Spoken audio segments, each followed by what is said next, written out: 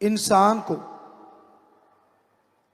खुद का मूल्यांकन करने का तरीका मिल जाता है।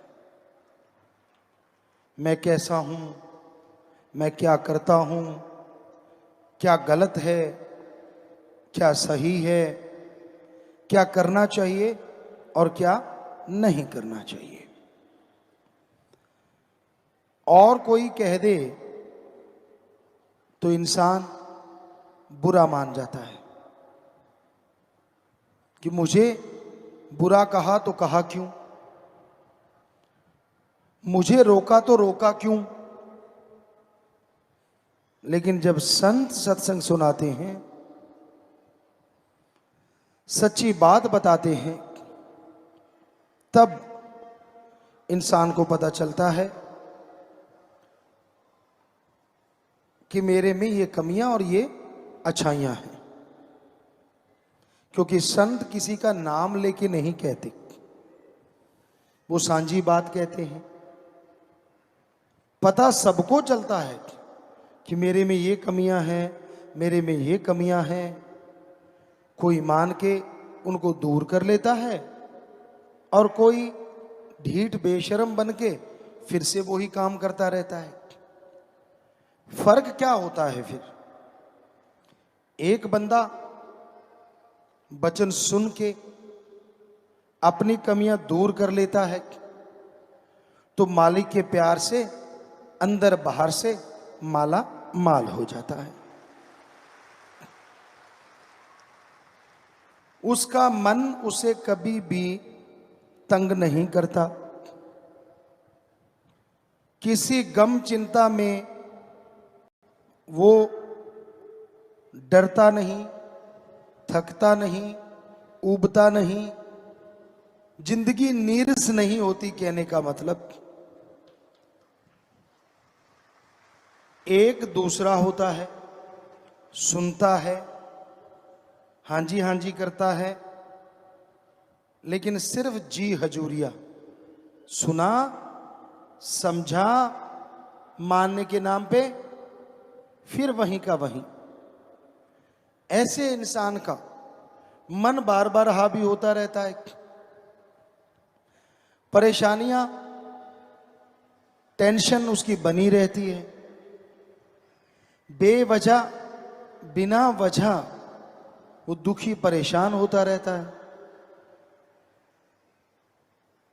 तो फकीर राम की बात सुनाते हैं, जो सुन के मान लेते हैं उन्हें अंदर बाहर कोई कमी नहीं रहती, और जो हाँ जी करके मानते नहीं, फल उन्हें भी सत्संग में बैठने का मिलता है, पर अगले जहां में आत्मा को, इस जहां में वो खुशियां हासिल नहीं कर पाते।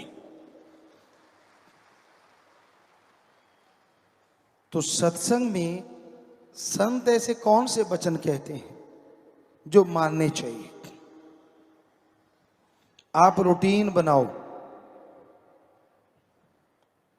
आप रोजाना क्या क्या करते हो, क्या क्या करना चाहिए। रोजाना, अगर रोजाना आप ऐसा करते रहोगे और उस रूटीन में, दिनचर्या में राम का नाम शामिल जरूर कर लो। 5 मिनट, 7 मिनट, 10-15 मिनट, आधा घंटा, बाकी टाइम जितना ज्यादा देना वो आपकी इच्छा। तो आप वो टाइम निश्चित कर लो। खुला टाइम रखने से राम का नाम नहीं जपा जाता। जिस टाइम राम नाम जपना होगा, 1000 कार्य और आ जाएंगे। अगर फिक्स है कि हाँ भाई सुबह 5 से लेके 10-15 मिनट, आधा घंटा मैं जाप करूंगा, तो नेचुरली आप जाप भी कर पाएंगे और राम नाम का फायदा भी उठा सकेंगे। खाना खाते हैं आप, सुबह उठते आदत होती है, कई चाय के बिना उठते ही नहीं, और नाश्ता खाना खाते हैं, दोपहर का खाना, रात का खाना, चाय दूध जो भी चलता रहता है, सबके लिए आपने टाइम फिक्स कर रखा है। तो राम नाम के लिए क्यों नहीं? तो ईश्वर की भक्ति के लिए टाइम देना बहुत जरूरी है। शाम का समय भी फिक्स करो। अगर आप ज्यादा बिजी हैं तो सोने से 10 मिनट पहले जाप कर लो, आधा घंटा पहले जाप कर लो। और अगर आप खाली हैं, ठीक है, तो टाइम एक कि भी हाँ 8 बजे, 9 बजे, 10 बजे, जो भी आपको ठीक लगता। तो टाइम फिक्स करने से आदत बन जाएगी राम नाम की। क्योंकि अल्लाह वाहिगुरु राम का नाम जपना ही मुश्किल है, बाकी हर चीज की आदत बन जाती। आप बैठे बैठे चुगली करते हैं, निंदा करते हैं, दूसरों की बुराइयां गाते हैं, उसके लिए कभी ट्रेनिंग ली है? जी नहीं। क्योंकि ये काल की नगरी है और काल का साजो सामान लेने के लिए ट्रेनिंग की जरूरत नहीं है। गुस्सा, क्या कोई ऐसा स्कूल है यहां यह सिखाया जाता हो कि गालियां कैसे देनी है, थप्पड़ कैसे मारना है? नहीं है ना। पर आप सब ट्रेंड है, जिसको ना छेड़ो तो ही अच्छा। इसी बात पे एक बात याद आ गई। एक आदमी बिच्छू बेच रहा था, लोग बिच्छू खरीद रहे थे। उसने कहा सबके 5 रुपए। बड़ा बिच्छू था, छोटा था, ऐसे था। तो किसी ने कहा यार तेरी अजीब दुकानदारी है, तू छोटे का भी वही रेट, थोड़ा सा बड़ा है उसका भी वही रेट, चक्कर क्या है? पता है क्या कहा उसने? हाथ लगा के देखो, डंक एक जैसा मारते हैं। तो आज किसी को छेड़ के देख लो। गर्मी का मौका है, वैसे तो ना ही छेड़ो, तो सर्दी में उबलते रहते हैं, गर्मी में तो उबले ही पड़े हैं, क्योंकि वैसे टेम्परेचर हाई होता है। किसी को छेड़ लो, यूं लगता है जैसे नंगी तारों के हाथ लगा दिया हो। तो इसके लिए कोई स्कूल नहीं, कोई कॉलेज नहीं, सब ट्रेंड है। अब फिर है मोह ममता।